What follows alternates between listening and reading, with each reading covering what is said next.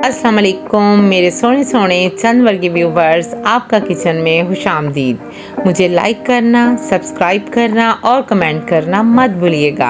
आज मैं आपके लिए आलू गोश्त की ऐसी रेसिपी लाई हूँ जिसको आप बना लेंगे और आपको पता भी नहीं चलेगा ये कैसे रेडी हो गया।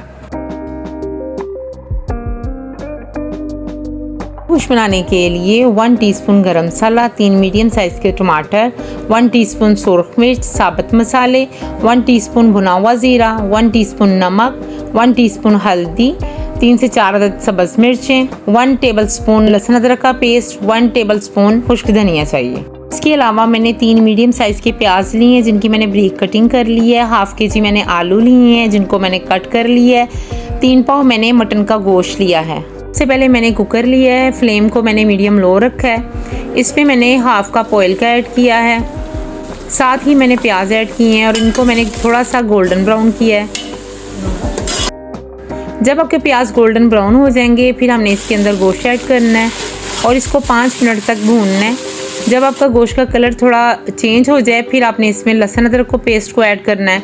लहसुन अदरक के पेस्ट को अपने 2 से 3 मिनट तक गोश्त में भूनना है ताकि उसकी स्मेल ख़त्म हो जाए। अब मैंने इसके अंदर मसाले ऐड करने हैं जिनके अंदर साबुत मसाले हैं। उनमें एक तेज़पात, एक बड़ी इलायची, एक छोटी इलायची, 5 से 6 दाने मैंने काली मिर्चों के ऐड किए हैं और 1 टुकड़ा मैंने दालचीनी का ऐड किया है। मसाले ऐड करने के बाद हमने इसको अच्छे से 5 मिनट के लिए भूनना है और फिर इसमें 2 गिलास पानी के ऐड करने हैं और इसको मीडियम लो फ्लेम पे हमने 15 मिनट के लिए वेट लगा के रख देना है। आलू गोश्त के शोरबे को आप पतला या गाढ़ा कर सकते हैं अपनी पसंद से।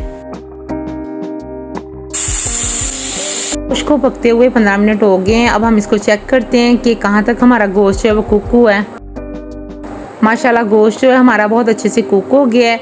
अब हमने इसके अंदर हाफ़ कप दही का ऐड करना है और इसको ड्राई करना है और फिर इसको 5 मिनट के लिए और अच्छे से भूनना है। जितना आप गोश्त को भूनेंगे उतना ही इसका फ्लेवर आलू गोश्त में अच्छा आएगा।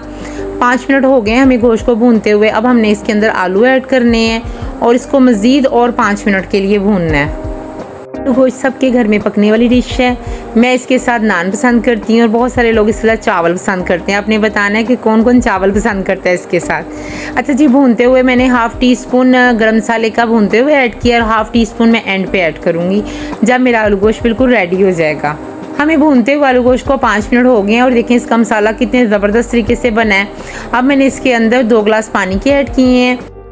अब मैंने इस पे एंड पे गरम मसाला ऐड किया है और मैंने इसको सिर्फ 2 मिनट के लिए वेट लगाना है और इसमें मेरे आलू जो हैं वो फुल कुक हो जाएंगे।